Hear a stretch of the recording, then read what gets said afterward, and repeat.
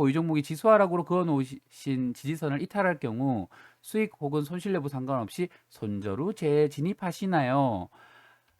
이렇게 보시면 돼요. 예전에 말씀드렸듯이 자, 요거 한번 볼까요? 요거 미래일기 란도렉 님이 그 오신 지 얼마 안 됐으니까 예전 영상을 못 보셨을 거니까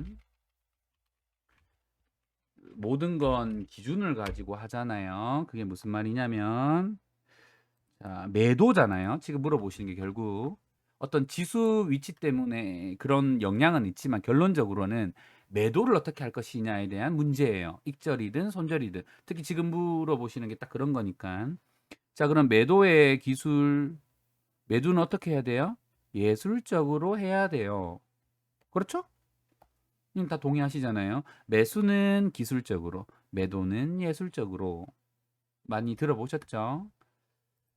자, 많이 들어보셨으니까 자, 그러면 제 기준에서 예전에도 한번 남겨놨지만 한번 더 설명드리면 매수는 기술적으로 한다는 건 말씀드렸던 삼박자 분석을 통해서 시장에 제일 맞는 좋은 종목을 차트를 보고 매매 시나리오를 세워서 진입을 하는 거예요. 그래서 기술적이라는 표현을 하는 거예요. 제 기준입니다. 그러면 매도는 어떻게 해야 되는데 매도는 예술적으로 하는 거예요.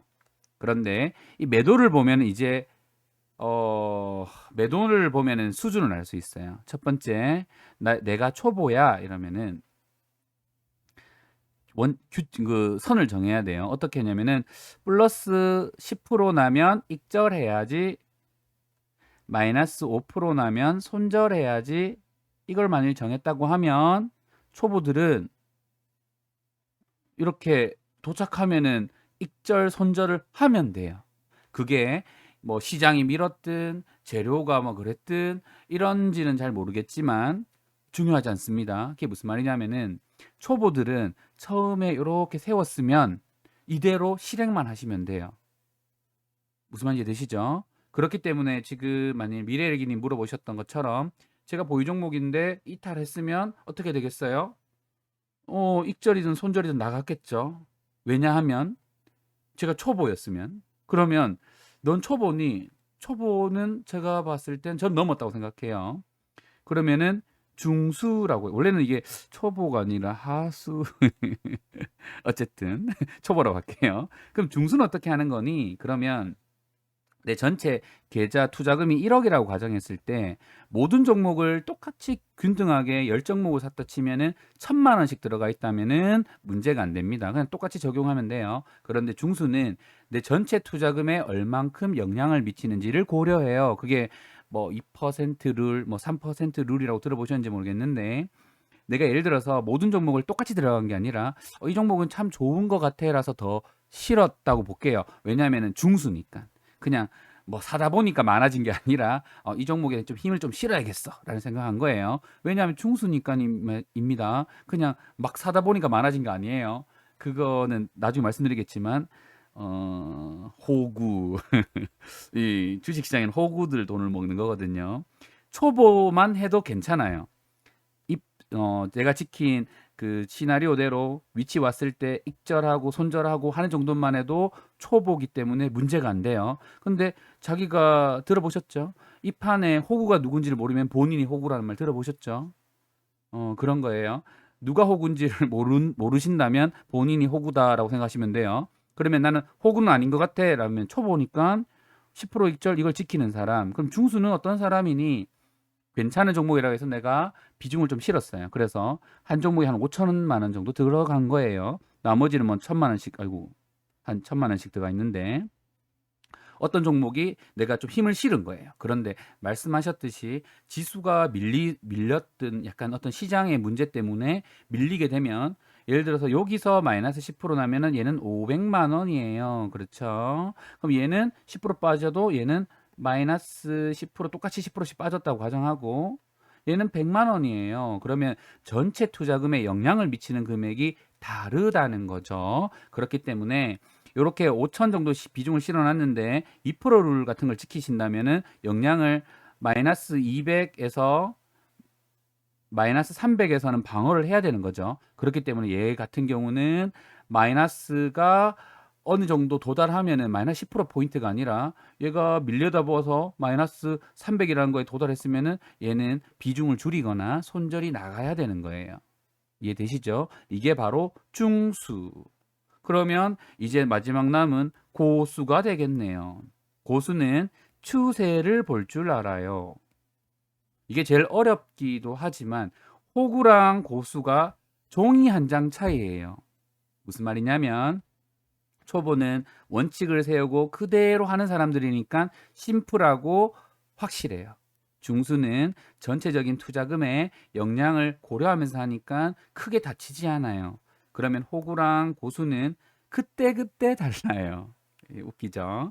호구도 그때그때 다르고 고수도 그때그때 달라요. 그렇지만 결과는 판이하게 다르다. 그게 무슨 말이냐면 추세를 볼 줄 알기 때문에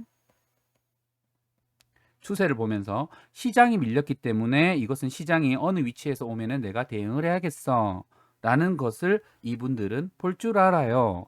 그렇기 때문에 단순하게 그냥 시장이 밀려서 내가 생각하는 뭐 마이너스 5% 라인이든 아니면 뭐 2% 마이너스 2% 마진룰이든 이런 거에 도달했다 무조건 파는 게 아니라 시장이 여기서 이런 변수 때문에 밀렸네. 저 위치에서까지 밀린다면은 내가 손절이든 대응을 해야 되겠지만 현재 위치는 문제가 안 돼. 이것은 종목의 역량성으로 봤을 때는 오히려 추가 매수를 해도 될 것 같대라는 정도의 뷰는 가지고 계신 분들이에요.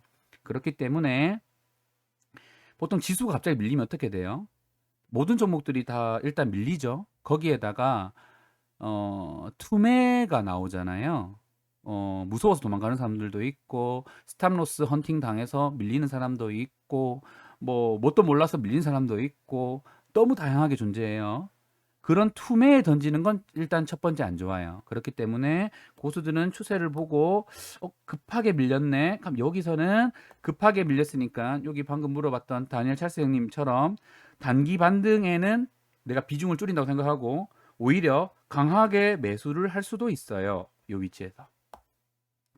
어느 라인에서는 반등이 나올 거라는 것을 알거든요. 이분들께서는. 그렇기 때문에 여기서는 강하게 비중을 실어서 반등이 나오면은 비중을 줄이거나 빠져나와서 계좌에 문제가 없게 만들어 버려요. 여기서 반등 나올지를 어떻게 하니? 고수잖아요.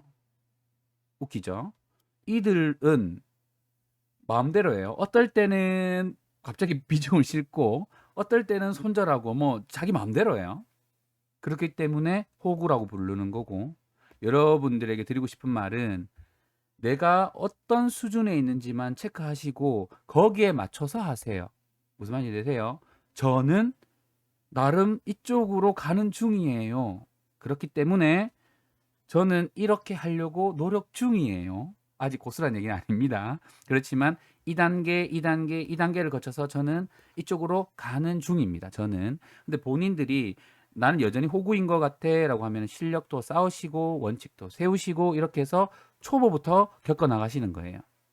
이해되시죠? 그리고 나선 중수, 차례대로 이 방향으로 단순하게 유연한 대응을 하고 뭐 유연성이 있어야 되는데 뭐 그때그때 다르대 이게 포인트가 아니에요. 그때그때 다르다는 얘기가 무슨 말인지를 정확하게 인지하셔야 돼요. 할 때마다 다르게 하는 게 그때그때 그게 유연한 대응이고 그렇다는 게 아닌 거예요. 뭐 왜 고수들 보면 이렇게 얘기하죠. 그건 케이스 바이 케이스예요. 뭐 케바케예요. 뭐 이런 거 많이 들어보셨죠? 종목마다 달라요. 뭐 이런 거 들어보셨죠? 그 얘기를 할 수 있는 단계에 오신 진짜 분들이라서 그래요. 그 말이 그때는 맞고. 그런데 호구가 그런 말 할 때는 조심하세요. 특히 본인이 내가 이건지 아실걸요, 스스로가. 그러면은 적어도 호구는 아닐 건데, 그거 아니고 모르시면 이것일걸요? 그러면은 투자금을 줄이시고 초보부터 시작하셔야 돼요.